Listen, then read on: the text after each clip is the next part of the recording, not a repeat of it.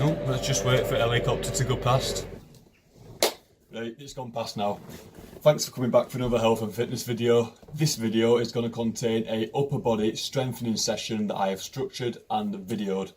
Yeah, the session involves a lot of muscular stress and strength within a pressing and a pulling motion, so it's going to give you push and pull combined for efficiency, time, gives you good strength within the pressing and pulling muscle groups all in one session, so it is quite beneficial in that sense.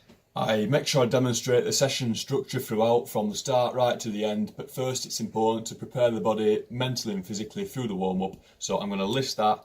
All the information is involved within the video. Hopefully you enjoy it, leave some feedback, and see you on the next one. Ta-ra, hopefully you enjoy.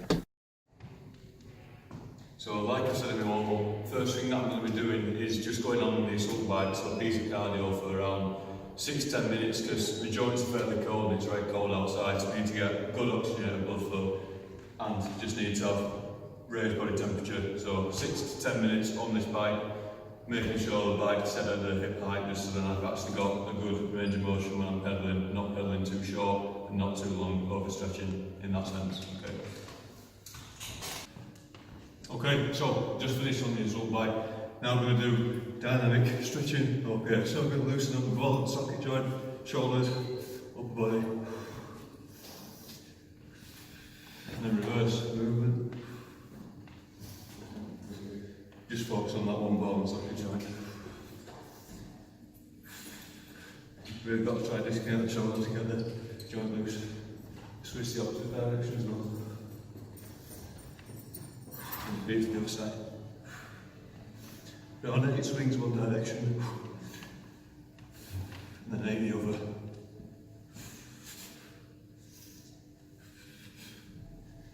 It's quite common in boxing that for boxers to do.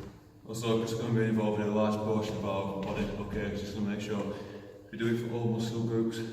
So chest crossovers. Some find a better stretch as you just come in like this. You can cross over if you feel like that's more beneficial.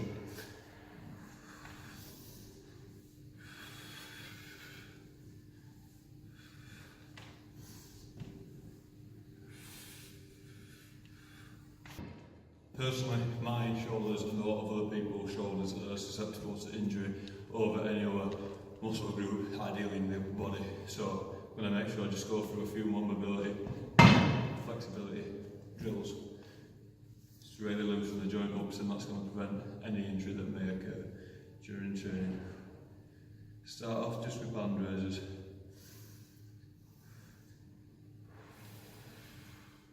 For added intensity as well. You can hinge at the hips, bring your hips back straight, bend over.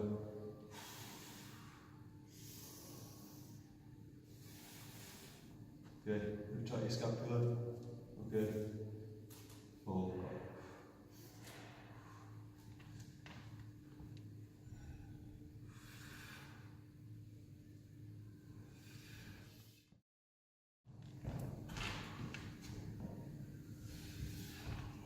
Into plank, the outside of the arms. That's it.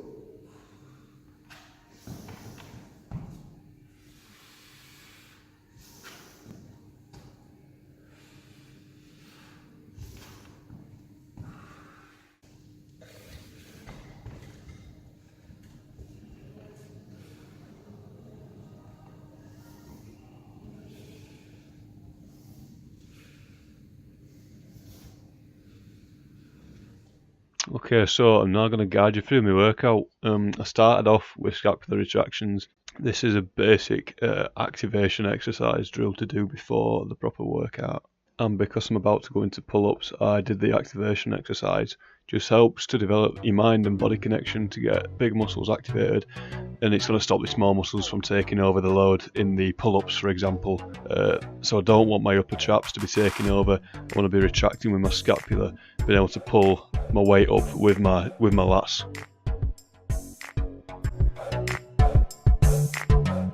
I've also noted down the reps and sets in which to follow for this exercise. So after every pulling movement, we now go into around 15-20 body weight explosive push-ups. So this is going to combine explosive pressing motion with pulling your weight up for strength. I'm all for promoting the superset because you're going to be generating good strength within your pull-ups and then finishing the round off with explosive press-ups from the ground. Combining the push and the pull, you start your pull-ups strong and then you're finishing off explosive. So after that's done 5 sets of explosive press-ups and pull-ups, that's going to go into a heavy shoulder press compound move. The main focus of your dumbbell shoulder press, they're going to both come up at the same time, almost magnetise your elbows, as in they're going to come together as you're pressing up. That's going to help you engage the shoulders slightly more. As soon as that's finished, the shoulder press, you are going to go into a heavy kettlebell row straight away. Single arm, but form in technique is essential on this one. It must be right. Follow the tips that I've put down on the screen.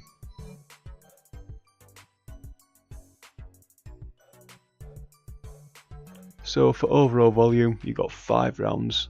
Okay, the shoulder press, and then going straight into the heavy kettlebell rows each side.